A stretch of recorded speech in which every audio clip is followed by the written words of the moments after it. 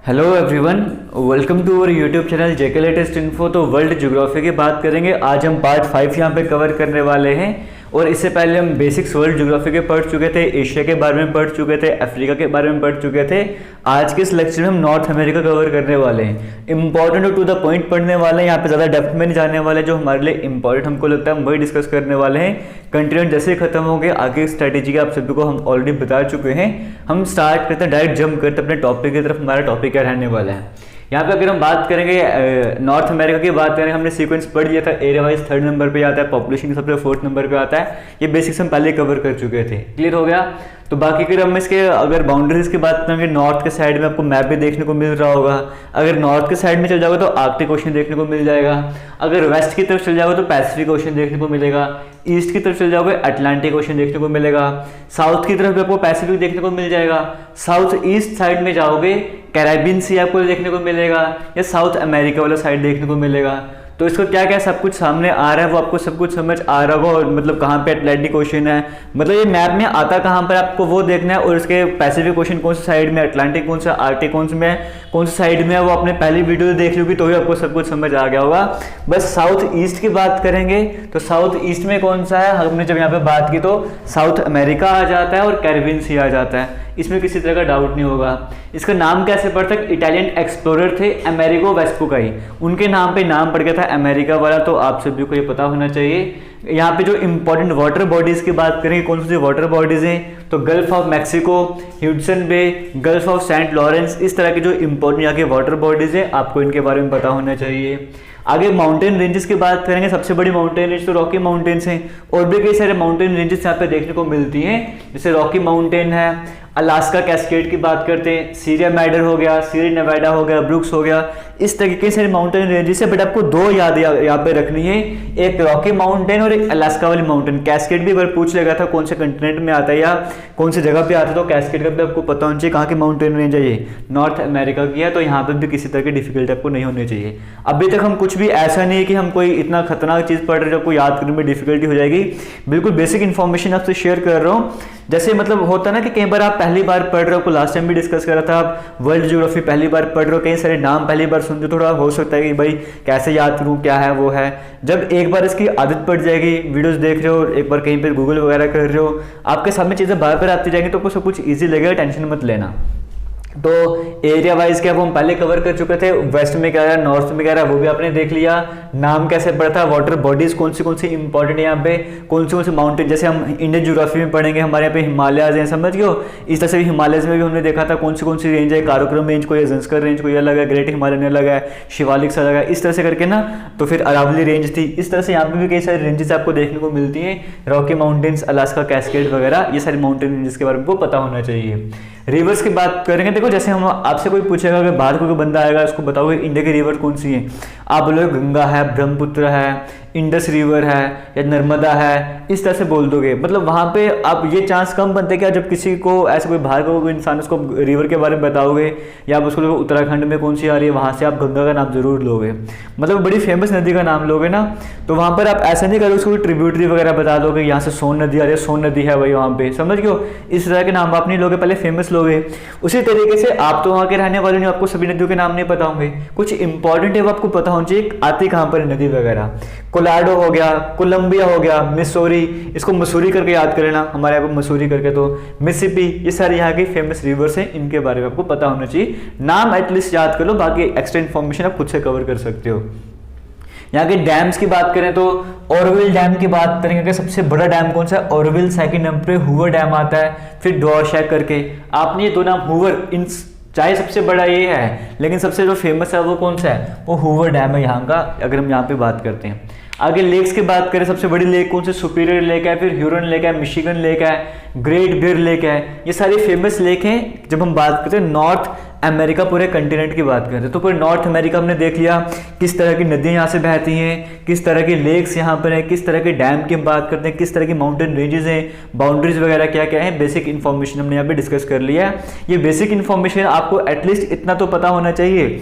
आप ये मान के चलो कि आप जो वर्ल्ड ज्योग्राफी पढ़ रहे हो, सारा फोकस मेरा जो मैक्सिमम फोकस रहेगा वो सारा का सारा किस पे रहने वाले, जब हम चैप्टर पढ़ेंगे सोलर सिस्टम वाले चैप्टर्स पढ़ेंगे, या हम वहाँ पे जाके जब आगे इस तरह के चैप्टर्स और पढ़ना स्टार्ट करेंगे, सोलर सिस्टम वगैरह हो गया, लैटिट्यूड्स लॉन्गिट्यूड्स, जहाँ से मैक्सिमम क्वेश्चंस बनते हैं उन टॉपिक से क्वेश्चन आएगा ही आएगा। यहाँ से क्या पता किस तरह का आ जाएगा, बट वहाँ से आएगा, वो आपको अच्छे से करवा दूंगा। लेकिन यहाँ पे मैं आपको एक्स्ट्रा इन्फॉर्मेशन इधर टू द पॉइंट करवा रहा हूँ, तो जितना आपको करवाया जाएगा उतना आपको याद करना ही करना है। तो ये सब आपको समझ आ गया। यहाँ के हाईएस्ट पॉइंट की बात करेंगे, यहाँ से तो बड़ी बड़ी एग्जाम में क्वेश्चन बनता है कि साउथ अमेरिका का हाईएस्ट पॉइंट कौन सा, नॉर्थ अमेरिका का कौन सा, इवन इंडिया का कौन सा, इस तरह से करके। तो यहाँ का हाईएस्ट पॉइंट कौन सा है, माउंट मैकिनले जो है वो यहाँ का सबसे ऊंचा पॉइंट है, देनाली भी कहा जाता है। तो कभी माउंट मैकिनले होगा देनाली होगा, कंफ्यूजन मत क्रिएट करना, ये एक ही है, एक तरह का मान के चल सकते हो। और 6000 से ऊपर हाइट का अकेला यही है, बाकी 6000 से कम ही है। 6194 मीटर की हाइट आती है, अलास्का रेंज में आता है। आपको बताते हैं अलास्का रेंज भी है, इसी अलास्का रेंज में सबसे ऊंची चोटी जो माउंट मैकिनले की बात करेंगे ये आ जाती है। तो नॉर्थ अमेरिका का हाईएस्ट पॉइंट ये हो गया। नॉर्थ अमेरिका का सबसे लोएस्ट पॉइंट की बात करेंगे वो डेथ वैली में आता है। डेथ वैली में जगह की अगर हम बात करेंगे कौन सा जगह, कैलिफोर्निया में आता है, -86 मीटर में आता है वो। तो डेथ वैली याद रखना, यहाँ का लोवेस्ट पॉइंट। यहाँ का हाईएस्ट पॉइंट कौन सा है, माउंट मैकिनले, और यहाँ का लोवेस्ट पॉइंट कौन सा है, लोवेस्ट पॉइंट आपको बताते हैं डेथ वैली है। यहाँ पे भी किसी तरह की कंफ्यूजन आपको नहीं हो रही होगी। आगे बात करते हैं कंट्रीज की बात कर रहे हैं। कंट्रीज में यहाँ पे क्या क्या आता है, और एक बात आपको बताना चाहूंगा, एक बार कमेंट सेक्शन में कमेंट करके बता देना क्या आपको वो ठीक लगेगा। मैं चाहता हूँ कि जो आगे कंटिनेंट्स बचे हैं, जैसे नॉर्थ अमेरिका भी आपको कवर करवा रहा हूँ, आगे साउथ अमेरिका बोलो, एक साउथ अमेरिका हो गया, फिर हमारा यूरोप वाला बच गया है, और ऑस्ट्रेलिया वगैरह बच गया। ठीक है, तो अभी तक हमने 3 करे और 3-4 हमारे पास जो भी बच गए हुए हैं, मैं चाहता हूँ उनको एक ही वीडियो में कवर करवाऊँ। बट वो अगर व्हाइट बोर्ड में कवर करवाऊंगा तो मुझे खुद को बड़ा टाइम लग जाएगा, एक बार लिखना पड़ेगा, समझाना पड़ेगा, फिर इरेज करके लिखना पड़ेगा, समझाना पड़ेगा। ऐसे करते करते सिर्फ वीडियो बनाने में और वो लिखने, यहाँ पर लिखने वगैरह में ही मुझे 3-4 घंटे आराम से लग जाएंगे, फिर उसको एडिटिंग करना बड़ा लंबा काम बन जाएगा। तो लेकिन आपके पास टाइम कम है, मैं चाहता हूँ कि इसको 1 या 2 वीडियोस में खत्म कर लूँ। बट वो मैं आपको अगर पढ़ाऊंगा तो वो व्हाइट बोर्ड में नहीं, नोट्स फॉर्मेट में करवाना पड़ेगा आपको। अगर आप चाहते हो उस तरीके से करवाया जाए तो वो भी बता देना, मैं उस तरीके से करवाने को भी तैयार हूँ, वैसे भी मैं करवा सकता हूँ। तो हैंड रिटन नोट्स भी करवा सकता हूँ आपको, मैं प्रेजेंटेशन बना के भी करवा सकता हूँ, स्लाइड्स वगैरह से भी करवा सकता हूँ, जैसे आप बोलोगे मैं वैसे कवर करवा सकता हूँ। अगर आप एग्री होते तो कमेंट सेक्शन में कमेंट करके बता देना, मैं आपको फिर 1-2 लेक्चर में पूरी वर्ल्ड ज्योग्राफी का जो ये वाला क्वेश्चन है कंटिनेंट वाला वो खत्म करवा दूंगा। एक बार कमेंट सेक्शन में कमेंट करके बता देना। अगर चाहते हो व्हाइट बोर्ड पे लेक्चर आए तो मेरी तरफ से 3 से 4 दिन अभी और लगेंगे, क्योंकि 3 कंटिनेंट कवर करें, 4 और करने 4 दिन और लग जाएंगे। अगर चाहते हो मैक्सिमम 2 दिन में और खत्म हो जाए और अच्छे तरीके से हो जाए तो कमेंट सेक्शन में बताना, आपको नोट्स फॉर्मेट में या पीपीटी के फॉर्मेट में करवा दूंगा। आगे चलते हैं, यहाँ पे लोएस्ट पॉइंट आपको बता दिया, हाईएस्ट पॉइंट यहाँ का बता दिया। कंट्रीज की बात करते हैं, यहाँ पे कौन सी कंट्रीज आने को देखने को मिलती है वो हम देख लेते हैं। जैसे यहाँ पे बात करेंगे USA, Mexico, Canada, Cuba, Panama, Bermuda, हयाती, इस तरह के जो इंपॉर्टेंट कंट्रीज हैं वो कहाँ पर है, नॉर्थ अमेरिका में। समझ गए? तो अगर देखो इससे आपसे पूछ रहे यूएसए कहाँ पर है, साउथ अमेरिका में है, नॉर्थ अमेरिका में है, इतना तो आपको पता होना ही चाहिए ना भाई कि नॉर्थ है कहाँ पर यूएसए नॉर्थ वाले अमेरिका में है। कनाडा कौन से वाले साइड में है, या यूएसए तो आपको बता ही दिया मैंने। ये बर्मुडा वाला साइड कहाँ पे आता है, मैक्सिको कहाँ पे आता है, तो नॉर्थ अमेरिका में सब कुछ आ जाता है। यहाँ पे एक फेमस स्टेट है जिसका नाम है, अगर हम यहाँ पे बात करें, state of Florida. State of Florida बड़ा फेमस है, इसके बारे में आपको पता होना चाहिए। ये किसको कनेक्ट करता है, गल्फ ऑफ मैक्सिको को, बताया था ना वाटर बॉडी थी आगे, बड़ी इंपोर्टेंट वाटर बॉडी थी। गल्फ ऑफ मैक्सिको को अटलांटिक ओशन से कनेक्ट करने का काम कौन कर रहा है, आप गल्फ ऑफ मैक्सिको को देखा भी होगा अपने मैप स्टार्टिंग में। गल्फ ऑफ मैक्सिको को अटलांटिक ओशन से कनेक्ट करने का काम कौन कर रहा था, ये स्टेट ऑफ फ्लोरिडा है, जो बड़ा इंपोर्टेंट बन जाता है। यहाँ पे जो क्यूबा आपको नाम बताया ना, क्यूबा ये नाम बताया, क्यूबा जो है वो सबसे बड़ा, आपको दिख नहीं रहा होगा मैं आपको बता रहा हूँ, क्यूबा जो है वो शुगर केन का सबसे ज्यादा प्रोडक्शन वगैरह करता है, इसलिए क्यूबा को शुगर बाउल भी कहा जाता है। Sugar bowl of the world किसे कहा जाता है, वो इसी क्यूबा को कहा जाता है। शुगर केन की प्रोडक्शन यहाँ पे बहुत ज्यादा होती है। तो एक इनफैक्ट आपको इस कंट्री का ये पता लग गया। इस तरह से जमाइका JA, ये भी एक इंपॉर्टेंट यहाँ का है, पार्ट है यहाँ का, ये बनाना के प्रोडक्शन के लिए बड़ा फेमस माना जाता है। क्यूबा आपको मैंने बताया ना, क्यूबा किसके लिए फेमस है, शुगर कैन के लिए। जो ये जगह है बनाना के लिए बड़े फेमस है। क्लियर हो गया? अब यहाँ के जो सबसे इंपॉर्टेंट 2 हैं यूएसए और कनाडा, इनके बारे में थोड़ी सी इन्फॉर्मेशन गैदर कर लेते हैं, फिर जो कुछ और इंपॉर्टेंट फैक्ट्स बच जाएंगे वो डिस्कस कर लेंगे। जब हम यूएसए की बात करते हैं, यानी कि यूनाइटेड स्टेट्स ऑफ अमेरिका की बात करते हैं, यहाँ की कैपिटल कौन सी है, वॉशिंगटन DC यहाँ की कैपिटल है। यहाँ की सबसे ज्यादा पॉपुलेशन वाली सिटी कौन सी है, कैलिफोर्निया है, न्यूयॉर्क वगैरह भी यहीं पे आ जाता है। कौन से बैंक के रिवर में है ये? पोटोमैक रिवर के बैंक में आता है यूएसए की। जब हम बात करते हैं 50 स्टेट्स में इसको डिवाइड करा हुआ है। अगर हम बात करें यहाँ पे जो यहाँ पे पिट्सबर्ग जगह देखने को मिलती है, पिट्सबर्ग आपने नाम सुना भी होगा, इसे आयरन एंड स्टील कैपिटल कहा जाता है वर्ल्ड का। फिर से रिपीट करूंगा, अभी तक बेसिक इन्फॉर्मेशन आपको दी है, क्यूबा के बारे में बता देता है, एक और कंट्री के बारे में बता दिया, अब यहीं के यूएसए के बारे में बता रहा हूँ। यूएसए की कैपिटल कौन सी है? Washington DC. डीसी मतलब आप कमेंट सेक्शन में बताओ इस डीसी का मतलब क्या है, इसकी फुल फॉर्म क्या है। इसके ज़्यादा पॉपुलेशन सिटी कौन सी है? कैलिफोर्निया, उस पर न्यूयॉर्क वगैरह आता है। कौन से रिवर के बैंक में आता है? जैसे बोलते हैं जम्मू कौन से रिवर के बैंक में आता है, तो आप बोलते हो जम्मू जो है वो कौन से रिवर के बैंक में आता है, तो आप बोलते तवी रिवर। इसी तरीके से यूएसए की बात करेंगे, पोटोमैक 50 स्टेट्स में डिवाइड किया हुआ है। पिट्सबर्ग की यहाँ पे बात करेंगे, इसे iron and steel capital of the world कहा जाता है। कहाँ पर है? यूएसए में है। और अगर हम बोलते हैं नॉर्थ अमेरिका में है।